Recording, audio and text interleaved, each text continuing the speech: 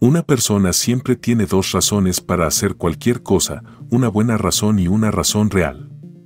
Esta frase fue dicha por John Pierpont, quien ocultaba su verdadera razón de todos. Mira su rostro. Seguro que lo has visto varias veces sin darte cuenta. ¿Dónde? Te lo contaré más adelante. Él creó el primer gran imperio financiero del mundo, salvó a Estados Unidos de la quiebra y la bancarrota varias veces y amasó una fortuna millonaria inimaginable. Controlaba las áreas más lucrativas de la industria y las finanzas, acero, armas, ferrocarriles y electricidad. Él fue quien ideó el sistema de la Reserva Federal, que imprime los dólares para todo el mundo. Se podría decir que Morgan compró Estados Unidos, pero también invirtió en el país, patrocinando su poderío. A Morgan se le atribuía un poder superior al de los presidentes, con influencia sobre toda la política mundial. Podía permitirse cualquier cosa, pero estaba terriblemente solo y soñaba con vencer esa soledad. Al morir, no recordó ni sus riquezas, ni su poder, ni su fama. Solo pensó en Sally West, lo único que realmente tocó su corazón y lo hizo genuinamente feliz en algún momento. ¿Quién fue J.P. Morgan? ¿Cómo ganó esos miles de millones tan infelices y qué secreto guardó durante toda su vida? Vamos a descubrirlo juntos. ¿Es posible comprar el mundo entero? La historia de Morgan sugiere que, si te lo propones, puedes intentarlo. Pero el 17 de abril de 1837, cuando nació John Pierpont o J.P. Morgan en la ciudad de Hartford, Connecticut, él aún no lo sabía. Morgan no era un campesino pobre o un genio autodidacta que se abrió camino desde abajo. No, nació en una familia acomodada, pero esa familia estaba destinada a ser todopoderosa y J.P. Morgan haría todo lo posible para lograrlo. El linaje de los Morgan era antiguo y ya estaba escrito en la historia de Estados Unidos. Los antepasados lejanos de John vivían en Gales, Reino Unido, y pertenecían a la aristocracia. Su tatarabuelo, Mouse Morgan, nació en 1616 y heredó el título de barón. Este es el escalón más bajo del mundo aristocrático, pero en Inglaterra, las tierras y riquezas ya estaban repartidas desde hacía mucho tiempo, lo que hacía difícil hacerse rico desde abajo. Por eso, a los 20 años, Mouse Morgan subió a bordo del barco Mary y, junto a sus hermanos, navegó hacia las colonias británicas en el Nuevo Mundo. En Boston, rápidamente estableció su negocio, abrió una granja e incluso llegó a ser alcalde de la ciudad. Sus descendientes fueron ganándose un lugar bajo el sol, abriendo tiendas y estableciendo negocios con diligencias. Esta palabra francesa se traduce literalmente como prisa, pero en Estados Unidos se refería a los carruajes tirados por caballos que recorrían el país, transportando pasajeros entre las colonias de los siglos XVII y XVIII, que luego se convertirían en los Estados Unidos. La diligencia era el equivalente animal de los ferrocarriles, con los que Morgan se involucraría profundamente en el siglo XIX. Además, los Morgan tenían conexiones cercanas con la élite financiera de Londres, estando vinculados a los Rothschild. Este clan europeo apenas comenzaba a ingresar en el nuevo mercado estadounidense y para mantenerse discretos, necesitaban una familia a través de la cual pudieran mover su dinero sin llamar la atención oficialmente. Recordemos este hecho. El abuelo de nuestro protagonista, Joseph Morgan, ya poseía una red de posadas y controlaba el transporte en el estado de Connecticut. Según se cuenta, era una persona extremadamente sociable con un gran número de amigos influyentes. Pero fue su padre, Junius Spencer Morgan, quien salió por primera vez de los límites de su estado natal, abriendo una casa bancaria en Nueva York y entrando en el negocio de los seguros, que era muy rentable en esa época. El equipo de Morgan funcionaba como una máquina bien aceitada, a pesar de la falta de medios de comunicación modernos. Cada mañana, Junius comenzaba una reunión en su oficina, donde se reunían los jefes de departamento y los agentes de seguros para discutir los planes del día, intercambiar información y recibir tareas. Junius siempre daba mucha importancia a la comunicación personal, ya que de ella dependía el buen funcionamiento de todo el equipo. Junius era un padre estricto, siempre ocupado con los negocios, mientras que la madre de John, Juliet Pierpont, era una mujer nerviosa de una familia muy rica y noble. Por ejemplo, uno de sus antepasados fundó la Universidad de Yale, una de las 3 universidades más prestigiosas de Estados Unidos, junto con Harvard y Princeton. Yale también forma parte de la Ivy League, un grupo de 8 universidades de élite donde estudian las futuras élites políticas y empresariales de Estados Unidos. A propósito, otro antepasado suyo escribió una canción que todos hemos escuchado durante las festividades navideñas, *Jingle Bells*. Inicialmente, la canción fue compuesta para el Día de Acción de Gracias, pero no fue popular en ese momento. Sin embargo, medio siglo después, resurgió de las cenizas y se convirtió en el himno de la Navidad. Volviendo a nuestro protagonista, ahora comprendes que venía de una familia notable, pero su vida no fue fácil. La riqueza no equivale a la salud, y John Pierpont Morgan creció como un niño muy enfermo. Fuertes migrañas, alergias, resfriados y desagradables enfermedades de la piel y los vasos sanguíneos arruinaban su vida. Debido a sus problemas de salud, su nariz estaba de color púrpura, llena de venas, lo que le daba una apariencia espantosa. Por eso, J.P. Morgan odiaba a los fotógrafos en su adultez.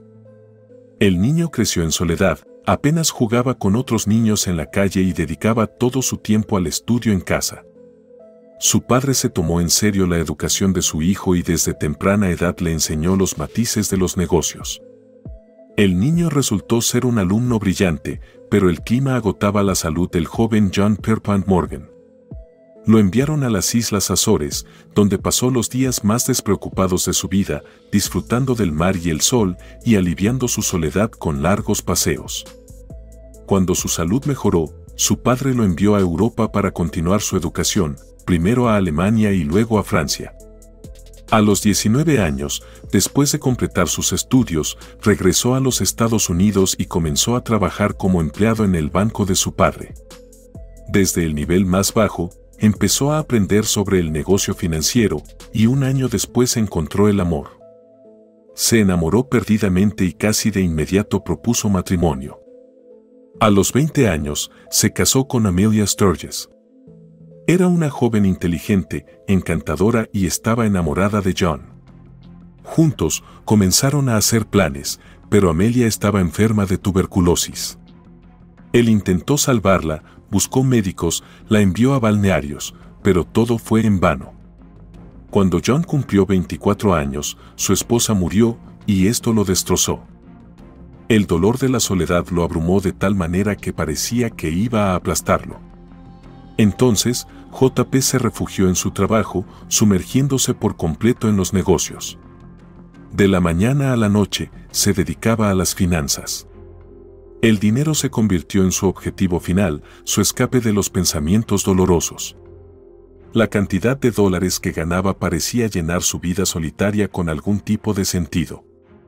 En 1861, Morgan fundó su primera empresa bajo el modesto nombre de J.P. Morgan & Co. y se dedicó a la especulación en los mercados de divisas. No era un negocio noble, ni bien visto, pero era rentable si se tenía paciencia y talento, cualidades que John poseía. En los siguientes 20 años, la compañía cambió de nombre varias veces, atrayendo a nuevos socios comerciales. John la llamó Dabney, Morgan & Co., luego Drexel, Morgan & Co., hasta que finalmente se convirtió en la famosa J.P. Morgan. Pero eso sucedería más tarde. En ese momento, Morgan estaba ganando dinero, mucho, aunque no en cantidades astronómicas. Entonces, la historia de los Estados Unidos dio un giro inesperado en el que Morgan encajó a la perfección. Ese mismo 1861 comenzó la Guerra Civil en los Estados Unidos. El país se dividió en los Estados Unidos de América, en el norte, y los Estados Confederados de América, en el sur. En el industrializado norte, los federales, que abogaban por una unión más estrecha entre los estados y el fortalecimiento del gobierno central, eran los que dominaban. El norte también estaba a favor de la abolición de la esclavitud, ya que ésta ralentizaba el desarrollo industrial del país. Los estados del sur, agrícolas y esclavistas, defendían la confederación, en la que cada estado tendría mayor independencia. La guerra civil entre estados e ideologías duró 4 largos años, y ambos bandos necesitaban armas. Morgan lo entendió y empezó a vender armas a ambos lados del conflicto. Su transacción más famosa fue la venta de rifles. Compró 5.000 rifles desechados a un precio de $3,5 cada uno, los reparó y luego los vendió a los estados del norte por $22 cada uno. Nada mal, una ganancia del 600%. Esta transacción le reportó a John $110,000, lo que equivale a $2.2 millones actuales. En ese momento, JP Morgan solo tenía 25 años y en teoría debía estar sirviendo en el ejército, pero el joven no quería luchar, sino ganar dinero. Según las leyes de la época, era posible pagar $300, equivalente a $6,000 actuales, para evitar el servicio militar, lo que permitía que otra persona sirviera en su lugar. Naturalmente, John pagó la suma y continuó enriqueciéndose durante la guerra. Después del conflicto, sus actividades serían investigadas en los tribunales, pero no se llegaría a nada. Además, como Morgan vendió sus costosos rifles a los estados del norte, es decir, a los ganadores de la guerra civil, fue agradecido por su ayuda a la patria. Morgan acumuló riqueza y poder. La guerra civil en los Estados Unidos terminó en 1865. El industrializado norte salió victorioso, lo que provocó un auge industrial en el país, especialmente en la construcción masiva de ferrocarriles. En los Estados Unidos, no había una empresa estatal o monopolio que construyera todos los ferrocarriles bajo un único plan y con fondos públicos. En su lugar, decenas y cientos de empresarios se encargaron de la construcción, cada uno trazando sus propias rutas donde les convenía. Por ejemplo, en 1830, solo existía una línea ferroviaria en los Estados Unidos, que iba de Baltimore a Ohio y tenía una extensión de 21 kilómetros. En 1837 ya había 2.000 kilómetros de vías férreas y en 1860 la cifra alcanzaba los 48.000 kilómetros. Para 1916, la longitud total de los ferrocarriles en los Estados Unidos alcanzaría los 408.000 kilómetros. En resumen, el alcance era enorme. Los trenes sobre rieles se convirtieron rápidamente en el principal medio de transporte de mercancías y personas, desplazando a las populares diligencias de la época. No es de extrañar, ya que los trenes podían transportar enormes cargas de manera más rápida y segura. Morgan entendió dónde estaba el verdadero dinero. En esos años, se dedicó a los ferrocarriles. Sin embargo, no se limitó a construir otra pequeña vía privada. Eso habría sido una historia demasiado solitaria para él, y Morgan temía la soledad. Quería rodearse de algo más grande y emprendió la tarea de construir un sistema de transporte ferroviario. Se reunió con pequeños y medianos propietarios, los convenció, los amenazó, sobornó a algunos. Asumió la dirección estratégica, creó la infraestructura, elaboró un plan y renovó por completo las pequeñas vías ferroviarias privadas, integrándolas en una vasta red. Morgan convenció a los dueños de las compañías ferroviarias de que dejaran de competir entre sí y trabajaran juntos por el bien del país y en aras del beneficio común. Cuando muere su padre, John Morgan hereda su banco y fusiona sus activos con los de su padre. Así nace el gigante bancario, JP Morgan & Co. El auge ferroviario impulsa un rápido crecimiento en la industria siderúrgica y en la producción manufacturera. En estas condiciones, el país demanda cada vez más bienes y capital. Además, comienza el auge petrolero y los ferrocarriles se convierten en el principal medio de transporte del oro negro. Poco a poco, los directores de compañías ferroviarias quebradas se dirigen a Morgan. El financiero les otorga dinero, adquiere paquetes de acciones y rápidamente se convierte en el mayor magnate ferroviario.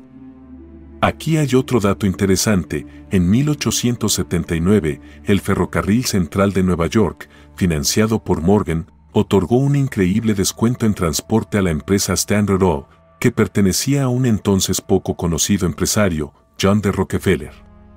Gracias a este descuento, Rockefeller rápidamente dominó el mercado del petróleo, eliminando a las pequeñas empresas y creando eventualmente un gigante del petróleo. Además de los ferrocarriles, Morgan se enriqueció con sus maniobras con bonos del gobierno y divisas. Compró oro en grandes cantidades, lo que causó una escasez en el mercado estadounidense.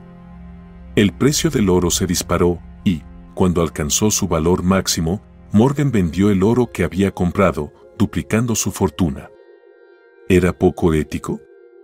Sí. ¿Rentable? Mucho. Morgan obtiene recursos adicionales para expandir su imperio, pero necesita ganarse la confianza del gobierno para que en Washington no vean con malos ojos su rápido ascenso al poder. Entra en escena la crisis financiera de 1895. El sistema financiero de Estados Unidos está al borde del colapso, cientos de bancos quiebran, miles de empresas cierran y el caos reina. El gobierno intenta salvar la situación gastando sus reservas de oro. El país queda con solo $9 millones en reservas de oro, una cantidad catastróficamente baja. En ese momento, Estados Unidos no tiene un banco central ni una política financiera coherente y se necesita oro de manera urgente, de lo contrario, el país se enfrentará a la bancarrota. Es entonces cuando Morgan propone una solución: yo les compraré oro en Europa, pero ustedes también me ayudarán. Al principio, el gobierno rechaza el plan, esperando vender bonos del gobierno a la población para comprar oro con lo recaudado. Sin embargo, la venta de bonos avanza muy lentamente. Entonces, Morgan se abre paso hacia el despacho del presidente estadounidense, Grover Cleveland, y lo convence de aceptar su plan de acción. El presidente accede. El gobierno de Estados Unidos compra a los Morgan y a través de ellos a los Rothschild 3.5 millones de onzas de oro y evita la quiebra. A cambio, Morgan recibe bonos del gobierno y comienza a influir activamente en la política de los Estados Unidos. Los Morgan ahora controlan todo el flujo de oro hacia el país. Además, Morgan le hace a Estados Unidos otro favor invaluable: compra el Canal de Panamá, que originalmente estaba controlado por los franceses. Morgan recauda $1.000 millones y, en esencia, regala al gobierno una de las rutas comerciales más rentables del país. El Canal de Panamá permanecería en manos de los Estados Unidos hasta 1999. Después de estos logros, Morgan se protege de las críticas en Washington y obtiene un poder inmenso. Por un lado, salva su imperio, por otro, salva al país. Sinceramente cree que es mejor y más seguro ganar grandes sumas de dinero en su rica patria y está dispuesto a invertir en los Estados Unidos. Quizás aquí es donde por primera vez siente una responsabilidad que va más allá de sí mismo. Esto lo ayuda a mitigar el opresivo sentimiento de soledad que lo perseguía. Habiendo aprendido con los ferrocarriles que controlar sectores enteros de la industria es sumamente rentable, Morgan fija su atención en la electricidad. Organiza una serie de fusiones y adquisiciones. Por ejemplo, tras la fusión de Edison General Electric, una empresa fundada por Thomas Edison, y Thomson Houston Electric Company, surge un gigante, General Electric. A finales del siglo XIX, los ferrocarriles, el acero y la electricidad se convierten en los sectores industriales más rentables. Morgan controla casi todos los ferrocarriles y la electricidad, pero el acero sigue en manos de otro gigante industrial, Andrew Carnegie. A principios del siglo XX, Carnegie ya estaba cansado del negocio y quería retirarse. Y ahí aparece Morgan en su puerta. En 1901, compra la compañía siderúrgica de Carnegie por el equivalente actual de $12.500 millones. En ese momento, esta transacción fue llamada la más grande de la historia. Así nace US Steel Corporation, la primera empresa en la historia en alcanzar un valor de $1.000 millones. Hoy en día, eso equivale a casi $36.000 millones. La capitalización de esa gigantesca empresa representaba el 17% de la capitalización total de todas las empresas de los Estados Unidos. Es decir, gracias a US Steel, Morgan controla una quinta parte de toda la economía del país. Y con los ferrocarriles y la electricidad, ya es la mitad de todo el dinero en los Estados Unidos. Pero Morgan quiere todo el dinero. Y una vez más, una crisis viene en su ayuda. En octubre de 1907, comienza el pánico en Wall Street, amenazando nuevamente con llevar a los Estados Unidos al colapso. Morgan y Rockefeller presionan para la creación del sistema de la Reserva Federal, el principal instrumento financiero de los Estados Unidos. Al principio, el gobierno se opone y los votos están casi divididos. Las negociaciones duran largos 6 años. Morgan dejó su huella en la historia no solo con grandes rescates, sino también con una de las mayores catástrofes. Invirtió en la empresa marítima internacional que construyó el legendario barco llamado Titanic. Morgan tenía planeado viajar en el Titanic en ese fatídico viaje, pero un día antes de la salida decidió cancelar su boleto. ¿Por qué? Es un misterio. El 14 de abril de 1912, el Titanic chocó contra un iceberg y se hundió. Según algunos defensores de teorías conspirativas, el Titanic no se hundió por accidente. A bordo del barco viajaban varios opositores influyentes de Morgan, quienes bloqueaban la creación del sistema de la Reserva Federal. De una manera u otra, en 1913 el Congreso de los Estados Unidos finalmente aprobó la ley que creaba el sistema de la Reserva Federal. Este sistema se convierte en el principal órgano financiero del país, con el poder de imprimir dinero, y los bancos de Morgan y Rockefeller comienzan a influir en toda la política económica de los Estados Unidos.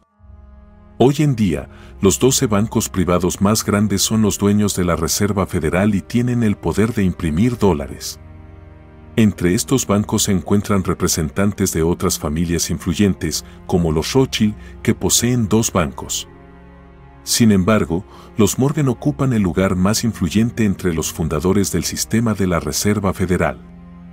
John Pierpont Morgan, el propio creador de este proyecto, falleció 6 meses antes de ver el triunfo de su idea. El 31 de marzo de 1913 murió en Roma. Tras la noticia de su muerte, en Estados Unidos se izaron las banderas a media asta. El país lloraba a un hombre que más de una vez lo había salvado del abismo. Y aunque JP Morgan falleció, su legado siguió vivo. Su hijo, John Pierpont Morgan Jr., heredó el imperio y expandió la influencia de la dinastía. La Primera y la Segunda Guerra Mundial generaron una inmensa fortuna para los Morgan, ya que las empresas de la familia controlaban casi toda la industria de los Estados Unidos y se enriquecieron con los contratos de guerra. Siguiendo los pasos de su padre, John Pierpont Morgan Jr. financió a ambos bandos en esos conflictos. Hoy en día, solo un banco, Morgan Stanley, tenía en 2020 más de $1 billón en activos.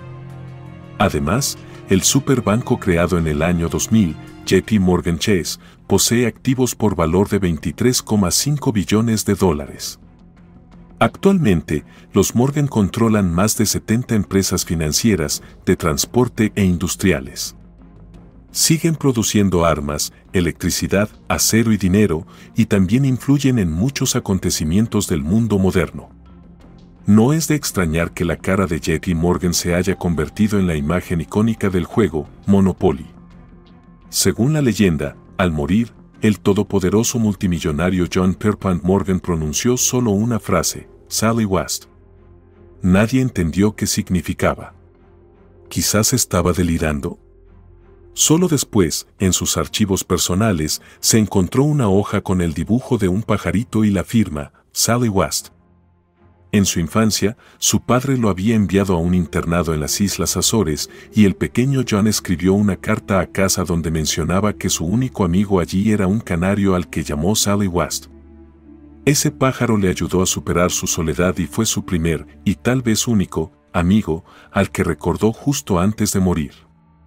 Quizás esta historia es solo una fábula lírica inventada para humanizar a un empresario aparentemente despiadado. Pero el alma humana es un misterio. Solo podemos suponer la verdad. Gracias por ver. No olvides suscribirte, darle me gusta y dejar tus comentarios. Nos vemos en el próximo video.